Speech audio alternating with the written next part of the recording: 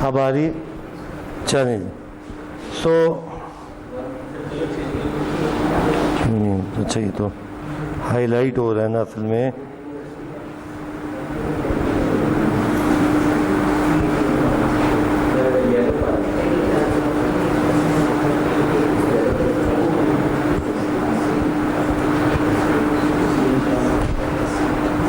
एक नहीं, क्यों नहीं मान रहा?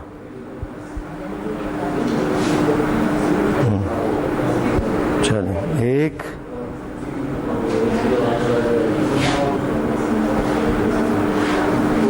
ये 160 नहीं होगा। दो कहाँ तक है? 1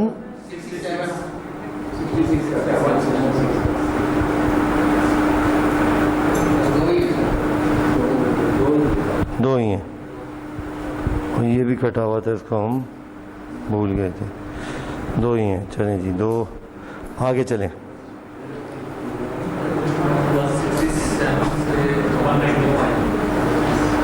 190 एक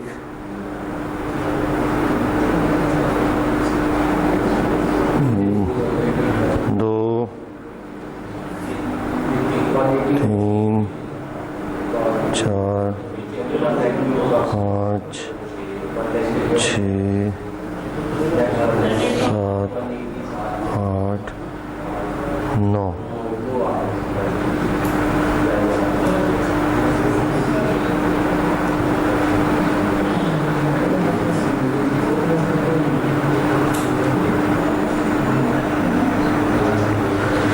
फिर 196 से 2 to 4 एक दो तीन चार पाँच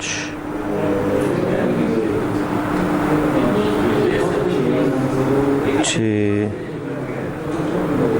सात आठ 9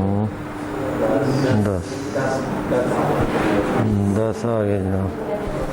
फिर आगे चलें। 5 से 253 जो पहले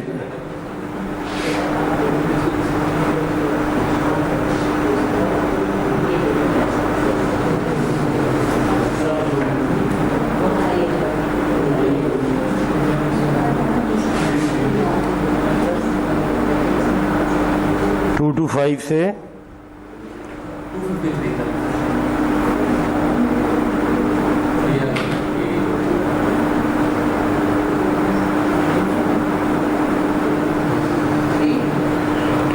दो, तीसरा कौन सा है?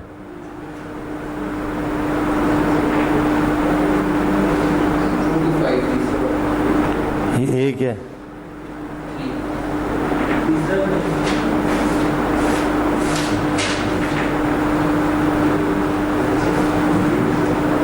दो ही हैं यार, एक 240 है, 2 to 5 है, तीसरा तो कोई भी नहीं है।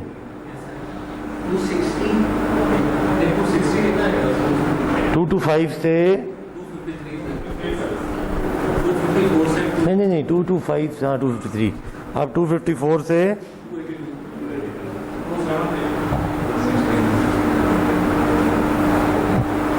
ये है 1, सब कट गया। 2 2 4 14 14 और 9 23 25 और 30 और 8 46। तो ये सारे 46। अब अभी तो काम पूरा हो गया कि नहीं हुआ? अब तो ये रॉ डाटा की निकली है। अब रिलेटिव तो 8 divided by 46, 13 divided by 46, 2 divided by 46, वो सारे मिलके बनेंगे 1।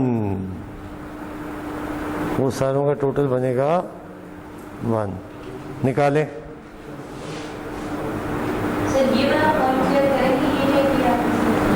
मैम यहाँ पे क्या कहा गया है? यूजिंग, कैसे निकालते हैं रिलेटिव फ्रीक्वेंसी? रिलेटिव हमने निकाला था ना ये व्यू, नहीं नहीं नहीं,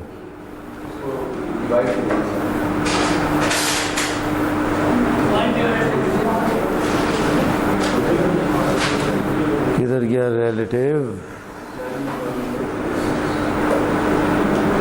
ये रहा रिलेटिव फ्रीक्वेंसी ग्राफ। तो ये तो आपने यहाँ तक निकाली है। अब इसको इस तरह कन्वर्ट करना पड़ेगा, 1/20, 2/20, 3/20 जी, तो ये आपका 1 आएगा टोटल। जब ये बन जाएगा आपका, तो this is now your relative frequency. और इसके अंदर हम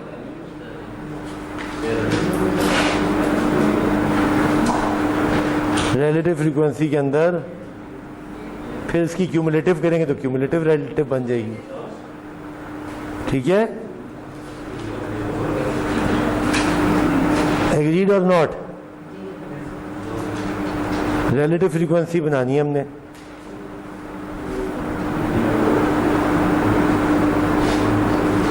अब आप एक और सवाल पूछेंगे कि इसको प्लॉट कैसे करें। ये तो नीचे यहाँ तक है ना। अब ड्रॉ फॉर हिस्टोग्राम हो जाए using class boundary and scale. ये लेफ्ट पे कौन सा स्केल है, कौन सा है? रिलेटिव। ऊपर यहाँ कौन सा था?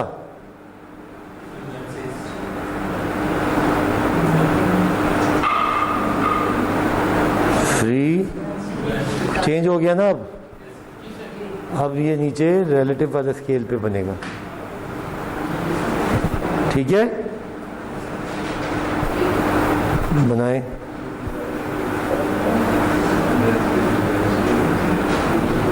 एक सवाल में फंस गए हम तो। लोगों को कंप्यूटर याद आ गए, बच्चों को नानी याद आती है और सवाल में कंप्यूटर याद आ गए। चलें,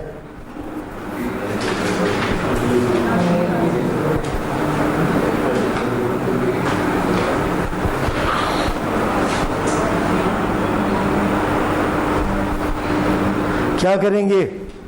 8/13 कितना होता है? 13/46। बस इस तरह बनाते जाए सारे। हम उसका 1 बनना चाहिए नीचे।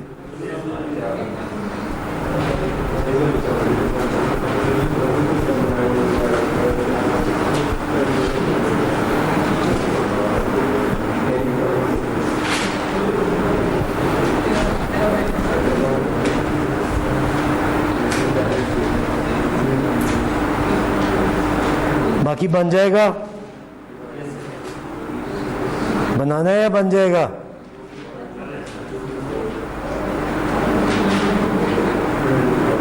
साकिब के पड़ोसी, सवाल में इतनी परेशानी हुई कि मास्क उतर गया। मास्क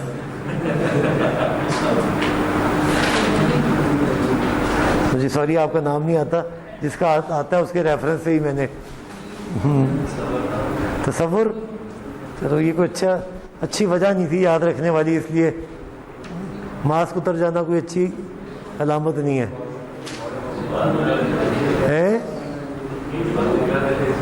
बातों में तो ज़्यादा ज़रूरी है मास्क। खुदा ना खास्ता ये कोई खूबसूरती की अलामत तो है नहीं, बातों में ही ज़रूरी है। चलें,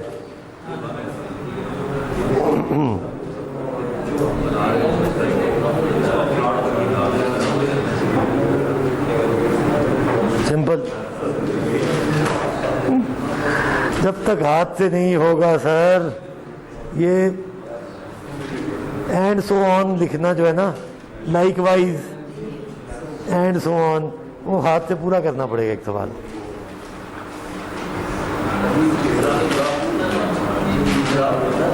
बनाएं जल्दी जल्दी। कीजिएगा एंड में कि जिन्होंने वैक्सीनेशन करवा दी है और सर्टिफिकेट्स हैं मोहसिन को जमा करा। ठीक, बस वानी है वो आपकी डेसिमल में गड़बड़ हुई है, खैर है 2 डेसिमल तक कर लें।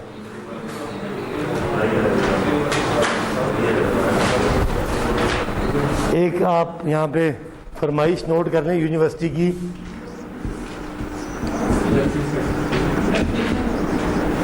सर्टिफिकेट्स विद सर मोहसिन, तमाम लोग,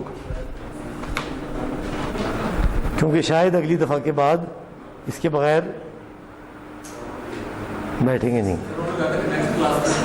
जो भी उनकी पॉलिसी है उसके मुताबिक जमा करा दें।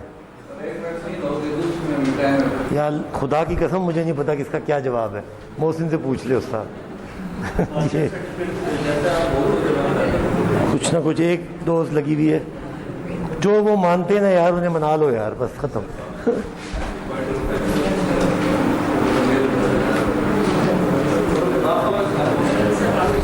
जी ग्राफ बनाना है, क्या दिखाऊं?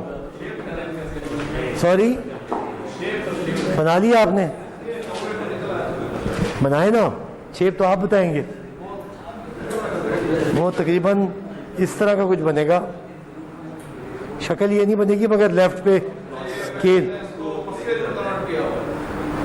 रिलेटिव फ्रीक्वेंसी में किया हुआ है, वो करे ना। सवाल में उसने आपसे पूछ लिया कि रिलेटिव दें। सॉरी, परसेंटेज में कर लिया ना, तो ये ठीक है ना? नहीं नहीं, ये तो नहीं बनाई आपने, ये तो आपने क्यूमुलेटिव बनाई है, रिलेटिव नहीं है ये क्यूमुलेटिव है।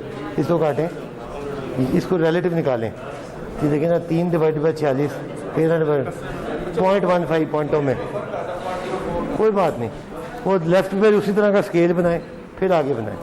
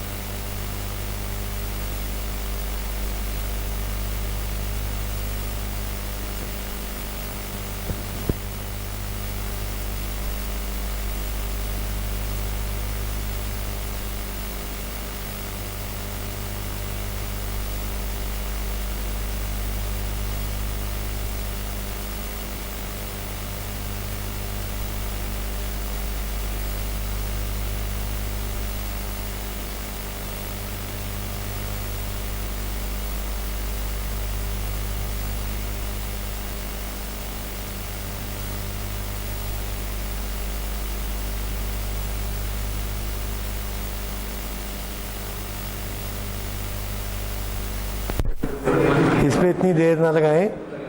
सर ये फ्रीक्वेंसी के जो नीचे प्लॉट हुआ है वो फ्रीक्वेंसी की नहीं है सर, फ्रीक्वेंसी वो है, उनके नंबर। इस एक्सिस में तो हमने रिलेटिव फ्रीक्वेंसी ली थी, इसमें क्या लिया हमने? बाउंड्री, क्लास बाउंड्री क्या है? क्लास बाउंड्री तो वही है ना?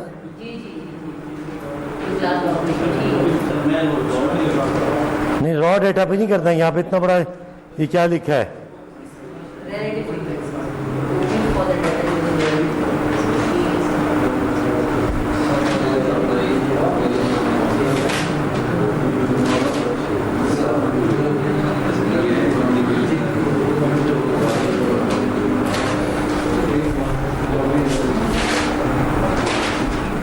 चलिए जी, मेरा ख्याल है अगला सवाल करते हैं, बहुत देर लग गई है, इसको कंप्लीट कर लीजिएगा।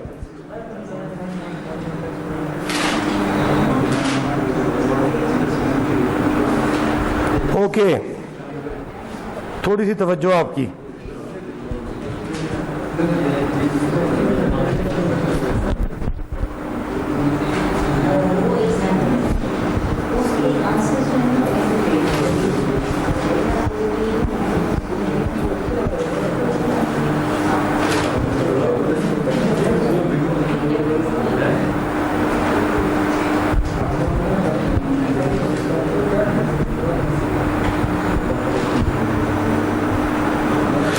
चलें जी, कुछ और टाइप्स ऑफ ग्राफ, अभी इससे आगे भी बात है, सिर्फ ओजाइव और फ्रीक्वेंसी और इस पर नहीं रुकना. In addition to this several other types of graphs are often used in statistics. They are bar graph, Pareto chart, time series graph, pie chart. ये बार ग्राफ तो बड़ा आसान है. हॉरिजॉन्टल ब्रेक नहीं, मतलब ब्रेक ऑफ होगा थोड़ी देर में डायरेक्ट.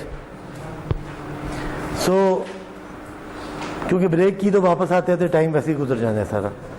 कुछ बार्स हैं, इनका मकसद क्या है? Relative comparison. वर्टिकल बार लगा दें, हिस्टोग्राम, मगर इनके दरमियान गैप्स हैं. ये कंटिन्यूस नहीं है, ज़रूरी नहीं है कि ये कंटिन्यूस हो. ये सिर्फ एट्रीब्यूट्स हैं बस. ऑटो, ट्रॉली, इसमें कोई वैल्यू नहीं है कि 2 टन की बस तो 3 टन की बस, सिर्फ कैरेक्टरिस्टिक्स हैं. तो सादे bar chart. Pareto chart highest से लोएस्ट की तरफ, sorted, connected together. Time series graph, over a time period data plot किया, तो 12 महीने का डाटा प्लॉट किया तो पता लग गया कि पीक जून में जाती है. रेनफॉल का किया तो पता लगा इधर जाती है. लोअर का किया. पाई चार्ट सिंपल, होल का हिस्सा कितना है, परसेंटेज कितनी है, वैल्यू कितनी है. बार ग्राफ, ये सारी वो सारी चीज़ें हैं. इसमें कोई परेटो चार्ट कुछ भी नहीं है. ये आपने छोड़ नहीं रहा मैं, ये इसमें कोई खसूसी बात नहीं है जो मुझे पढ़ानी पड़े. ये आप रीड कर लीजिएगा.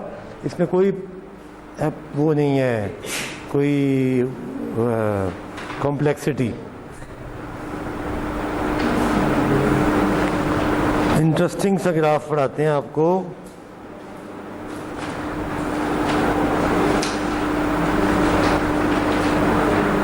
फॉर एग्जाम्पल पाई चार्ट कैसे बनता है? ये अगर आप ज्योमेट्री में सर्कल का क्या है, 360 है. तो फ्रीक्वेंसी डिस्ट्रीब्यूशन ये सामने है आपके. अगर किसी एक स्नैक्स की, तो आपने क्या किया? Since there are 360 degrees in a circle, frequency of each class must be converted. तो फॉर्मूला क्या है डिग्रीज का? f over n into 360. f is the frequency, n is the total 2 और 46, 13 और 46 मल्टीप्लाइड बाय डिग्रीज. वो आपको number of degrees आ जाएंगी और उससे आप इसको चार्ट पे डिवाइड कर लें, प्लॉट कर लें. सो ये आपके सामने from a given frequency f over n into 360 से आपने डिग्रीज निकाले. डिग्रीज निकालने के बाद आपने उसको सर्कल में डिवाइड किया. जो कंप्यूटर एक क्लिक पे कर देता है आपको. एक्सेल में आप सिलेक्ट करते हैं, पाई चार्ट टाइप सिलेक्ट करते हैं, वो खुद ही 4 पे तो नहीं किया. ये 1 2 3 4 5 है. क्यों 5 है? क्योंकि यहाँ पे गिवन 1 2 3 4 5 है. तो ये क्या होगा? n is the total, 30 million total population है. 11.2 डिवाइडेड बाय 30 इंटू 360 क्या मिलेगा? 130. इस तरह सारे आपने डिग्रीज निकाल लिए जिनका जमा जत्था 360 है. और अगर हम परसेंटेजेस में निकालें तो 100 से डिवाइड करने परसेंटेजेस आ जाएंगी. So you are having a, degrees में आपको ड्रॉ करने में आसानी रहेगी और वैल्यू यहाँ परसेंटेजेस में लिखने में आसानी रहेगी. सो कुछ ग्राफ्स मिसलीडिंग होते हैं. मसलन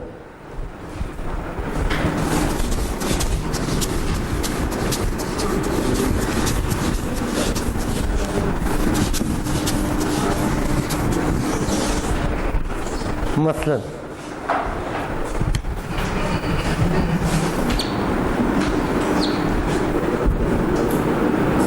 10, 20, 30, 40, 50, 60, 70, 80, 90, 100.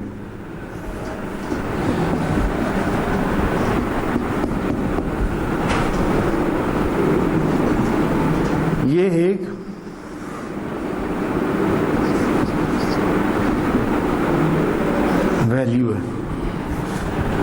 ऐसी है। साथ ही मैं दूसरी वैल्यू बनाता हूँ, वो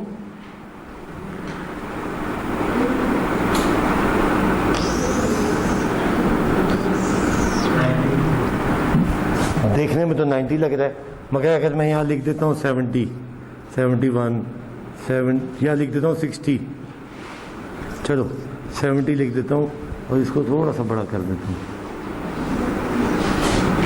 72 और 80। तो ये क्या लग रहा है, ये तकरीबन 79 पे, मगर इसका आपस में कंपेयर करूं तो ये भी यहाँ पे तकरीबन 74 पे जा रहा है। अगर इनका स्केल सेम नहीं होगा तो ये मिसलीडिंग है, they would look as if बहुत फर्क है, मगर ऐसा है नहीं। तो ये देखें, अगर आप इनको अगर आप देखें 90 से स्टार्ट करके, अच्छा स्केल मैंने 95 से स्टार्ट किया है और मैं कह रहा हूँ कि जी मैन्युफैक्चरर ऑटोमोबाइल कॉम्पिटिटर की ऑटोमोबाइल्स में ये सबसे अच्छी है। देखिए कितना गैप है, जितना भी है, मगर इससे मिसलीडिंग है। इसको आप बिल्कुल फारिग करार दे रहे हैं और उसको कहते हैं देखिए जी हमारी कितनी, क्योंकि आपने स्केल ही 95 से स्टार्ट किया। इसी को अगर हम ओरिजिनल पे स्टार्ट लें तो ये निकलेगा।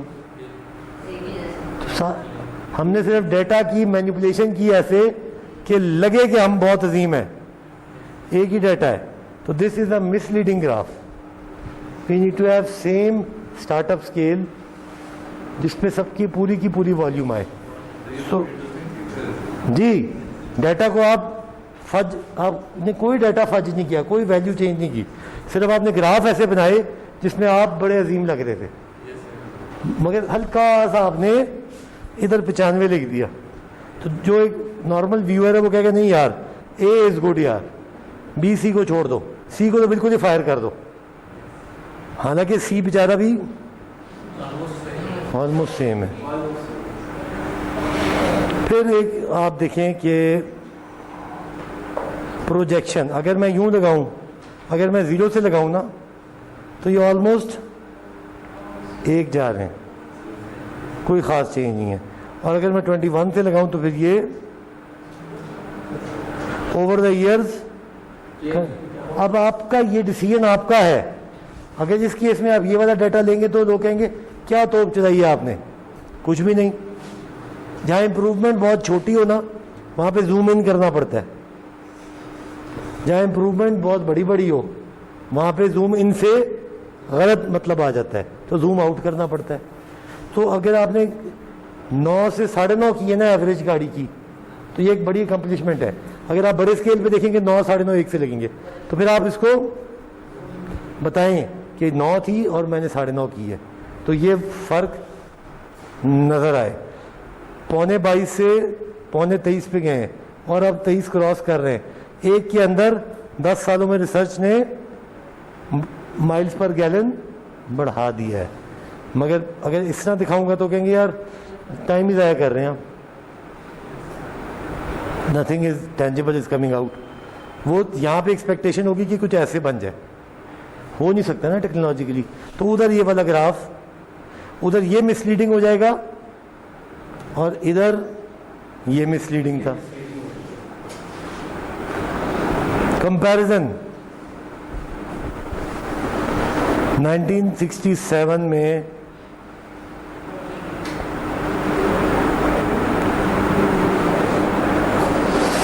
Okay,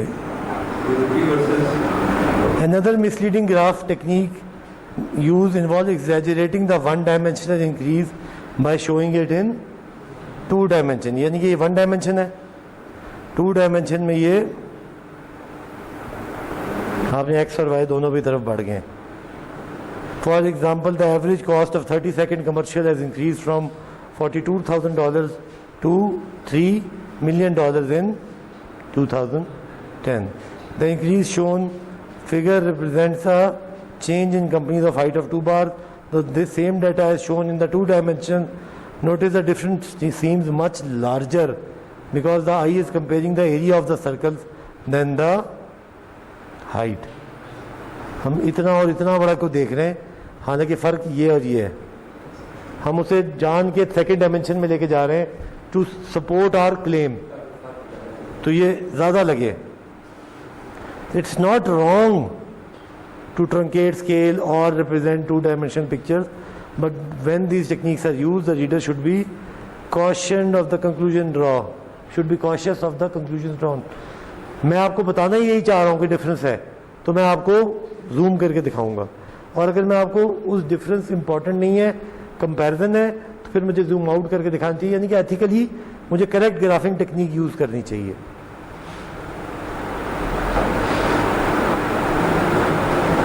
So, histogram, polygon, ogive, Pareto, time series, pie chart. एक आखिरी चीज़ है, दैट इज स्टेम एंड, कुछ भी नहीं है ये, इट इज़ नथिंग. स्टेम एक रूट होती है. अब ये डाटा है, इसकी स्टेम क्या बनाऊं?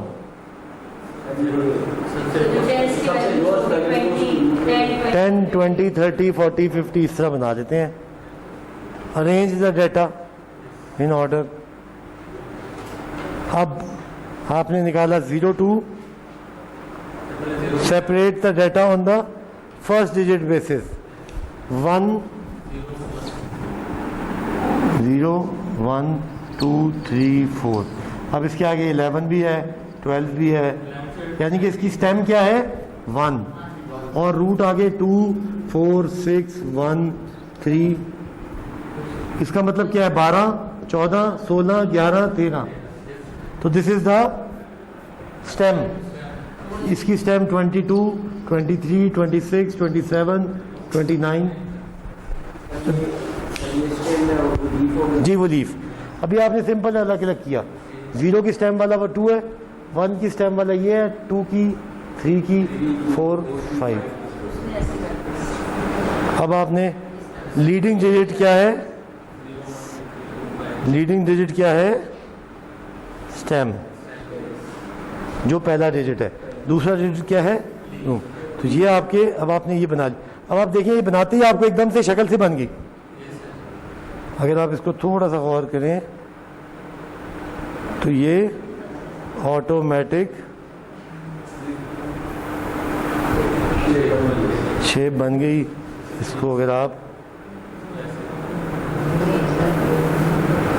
बगैर कोई ग्राफ श्राफ बनाए खुद ब खुद ही आपको एक अदद ऑप्शन दी उसने, तो ये इसने स्टेम एंड लीफ प्लॉट बना दिया.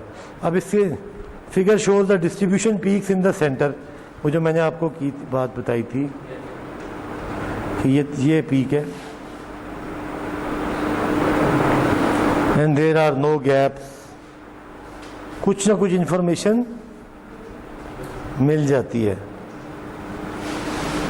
सो do not put a 0 in a leaf row.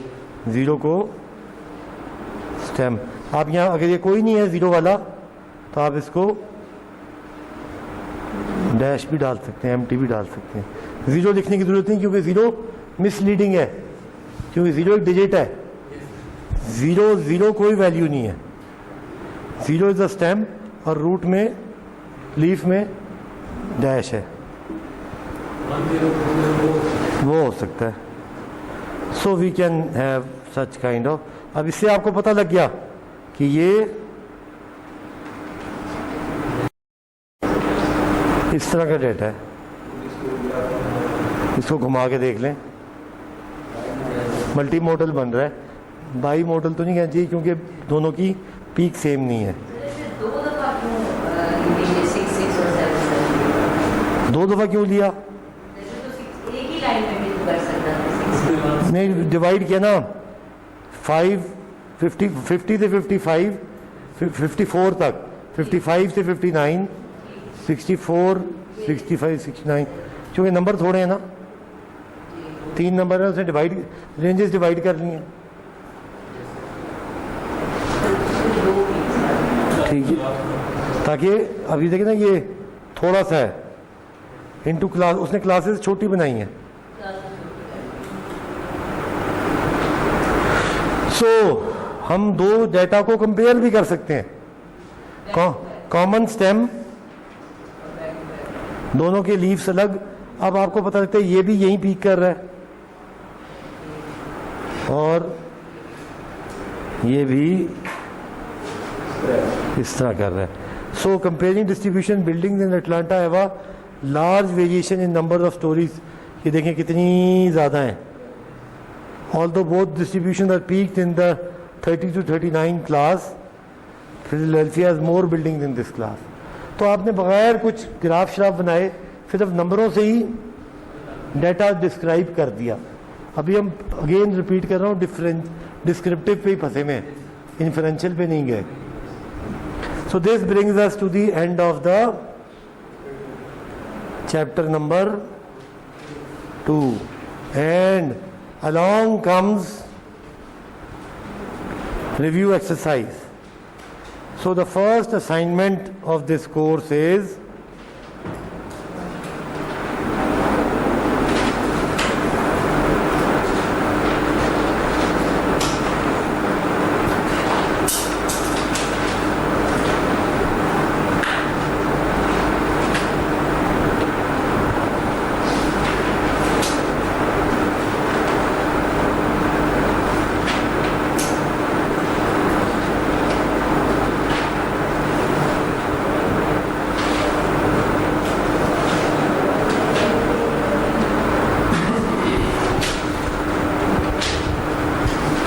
question 1, 2 and 3.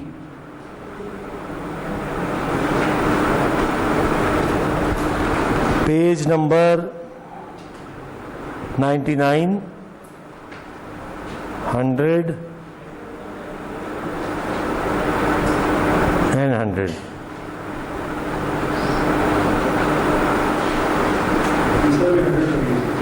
जी जी। सो असाइनमेंट नंबर मैं अब यहाँ पे क्रिएट कर देता हूँ।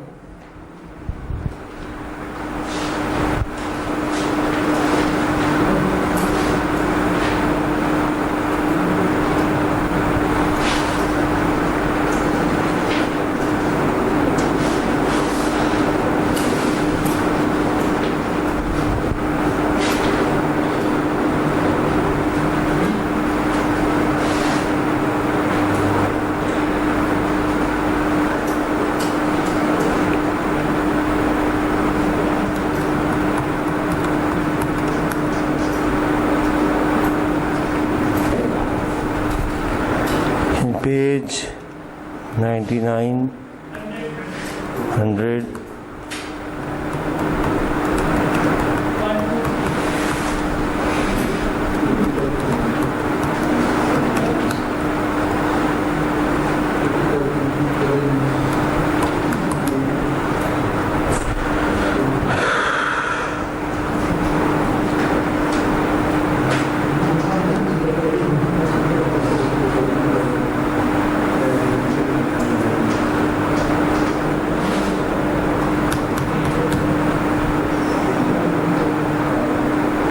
ठीक है जी। तो शाम तक नहीं, सुबह को करना पड़ेगा।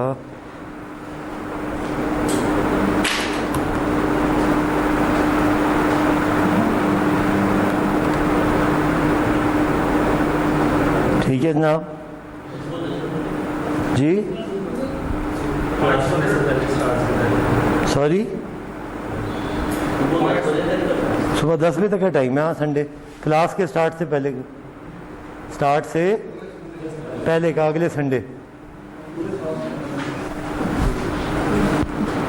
क्या गलत कह रहा हूँ? संडे पे होती है ना क्लास हमारी। नहीं, इसी पे अपलोड करनी है। हैंड रिटन, हैंड पेपर पे बना के स्कैन करके अपलोड। एक सिंगल पीडीएफ मेहरबानी करके 48 फोटो में ना चढ़ा दीजिएगा। एक सिंगल पीडीएफ अपलोड जी। हाँ, मैं 2000 कर देता हूँ, चलें अगर आप खुश होते हैं तो। एक दफ़ा मैंने पेपर दिया 4000 नंबरों का, जिसमें एक ट्रू फॉल्स 100 नंबर का था। वो तो बड़ा तकलीफ होती है, गलत हो गया तो 100 नंबर गए, तो टोटल भी तो 4000 है। डजेंट मैटर, इतना कोई परेशानी नहीं होती। तो अगर आप 100 से खुश होते हैं, 10 से खुश होते हैं, जो वो चाहते हैं। चलें जी जी 79 पे मैं आता हूँ वापस। चलें जी, सर की खातिर 10 नंबर, ताकि रेफरेंस स्केल सीधा रहे।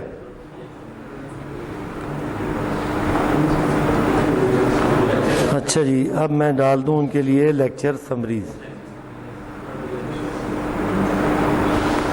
लेक्चर समरी टिल वीक आज कौन सा है? चौथा हफ्ता है।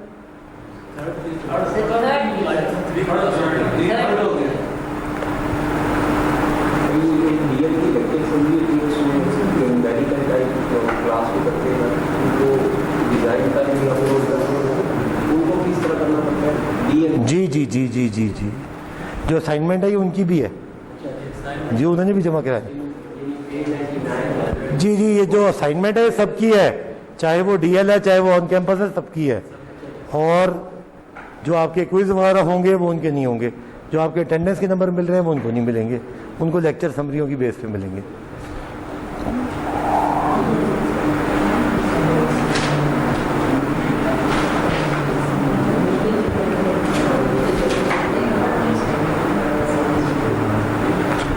ये सिर्फ डीएल के लिए है।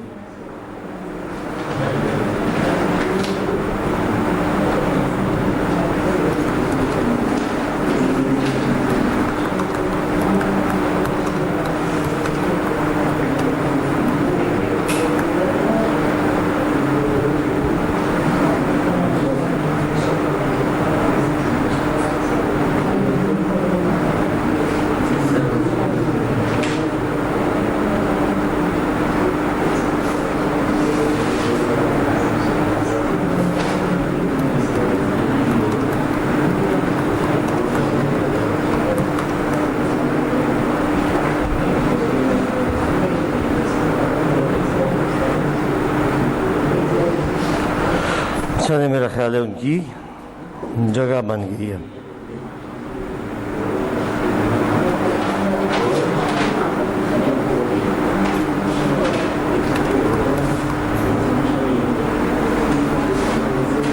तो कोई कंफ्यूज ना हो, ये डीएल्स के लिए।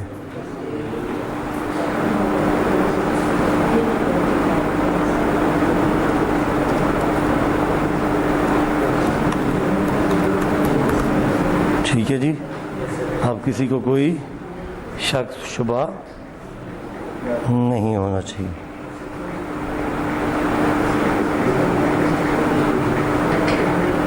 अच्छा, ये रिपॉजिटरी जो है ना, ये रेफरेंस यहीं से चेक होगा। कोई अगर गूगल क्लासरूम पे नहीं है तो वो आ जाए, इधर ही इंफॉर्मेशन आएगी, इधर से ही जाएगी। पेपर एलएमएस पे होगा, पेपर एलएमएस पे होगा। जो डीएल वाले हजरात हैं शायद वो भी तशरीफ़ ले आए, ख़त्म हो जाए उनका, मगर जो एग्ज़ाम रिलेटेड एक्टिविटी एलएमएस पे होगी। और जो असाइनमेंट, यही फोल्डर खुलेगा जिसके यहाँ पे असाइनमेंटें हैं वो हैं, जिसके नहीं है वो नहीं है। ड्यू डेट के साथ खुद ब खुद ये लेट या अर्ली बता देगा। सो मुझसे, और मैं नॉर्मली असाइनमेंट्स खुद नहीं चेक करता, टीए मेरे पास हैं वो चेक करते हैं।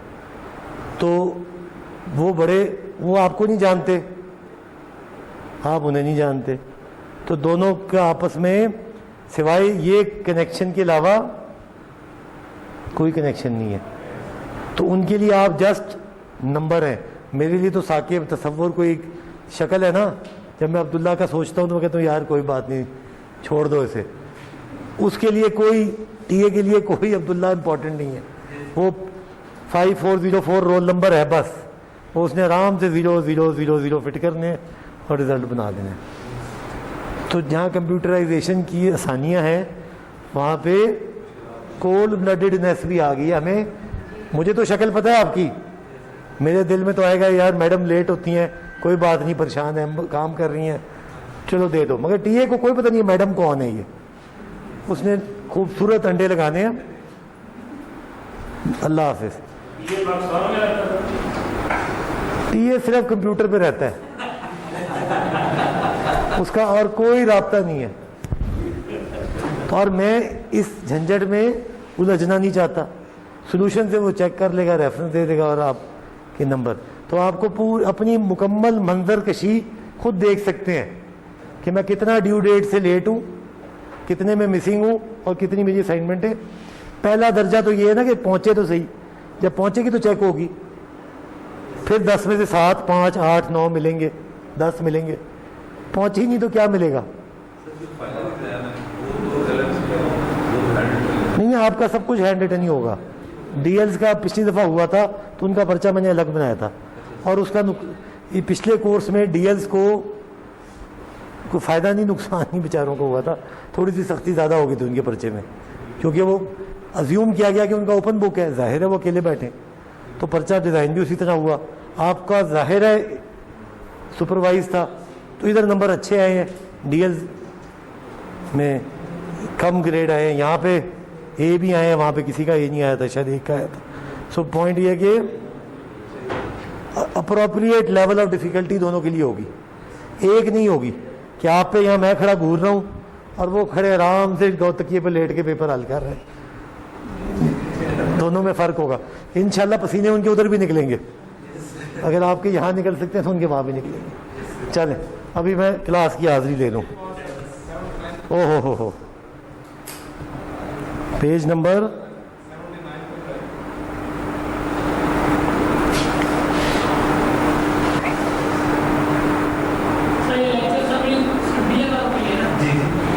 7। यार अब पूछा ना एक दफ़ा और, बाकी लोग यहाँ से जा रहे हैं, मैं गुजर जाऊँ? नहीं, वो भी तो गुजर रहे हैं, मुझे पूछा नहीं था। तो फिर से ये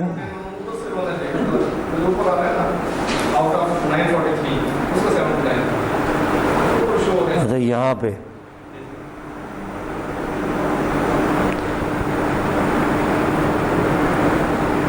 जी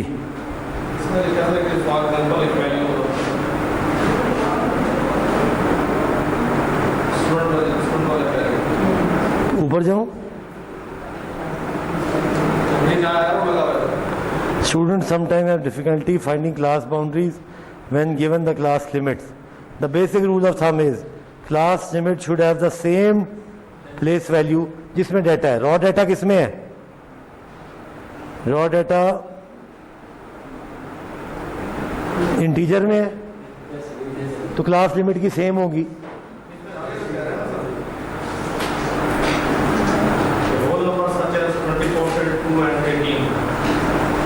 but class boundaries should have one additional place value.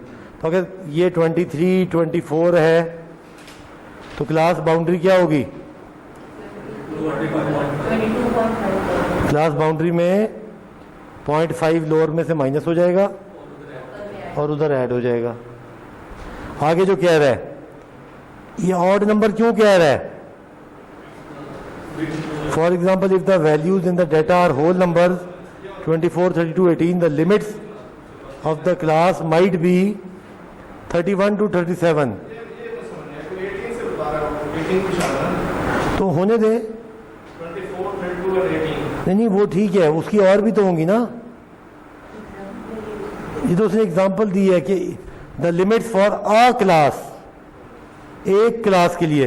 तो 32 किस में जाएगी? अब ये इस क्लास में जाएगी, और इस क्लास की जो जी एक की दी है, जो बाउंड्री होगी वो 0.5 माइनस 0.5 प्लस होगी।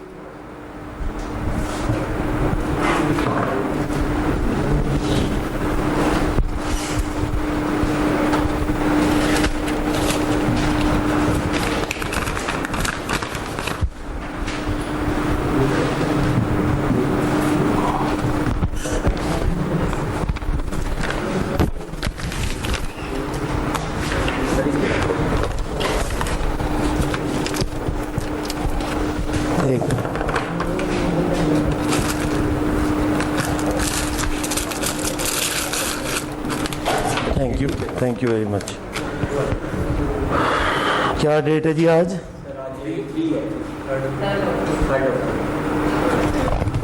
साकिब,